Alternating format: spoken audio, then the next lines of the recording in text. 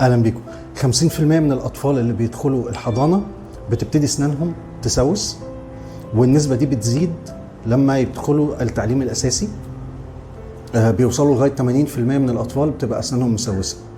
موقع ال ABD American Academy of Pediatric Dentistry.org/parent education بيقدم مقالات عن التثقيف الصحي، من احسن المواقع اللي بتقدم مقالات عن التثقيف الصحي للامهات والابهات. هو طبعا متخصص اكتر للمراجع الطبيه او العلميه او الجايد لاينز اللي احنا بنشتغل بيها، بس في قسم مخصوص عن التثقيف الصحي.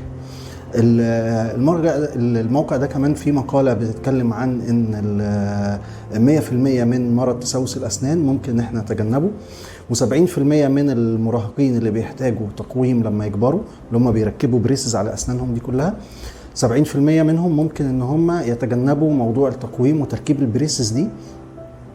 وخصوصا مثلا لو عنده عضة مفتوحة، يعني أسنانه مش بتقفل على بعض، لو عنده بروز في إحدى الفكين، لأن دي كلها بتبقى أسباب نتيجة عادات خاطئة الطفل بيمارسها، وإن دكتور الأسنان بيقدر إن هو يعمل أجهزة متحركة أو ثابتة بتركب في الفك تخليه يقلل الضرر الناتج من العادات دي ويساعد الطفل إن هو يتوقف عنها.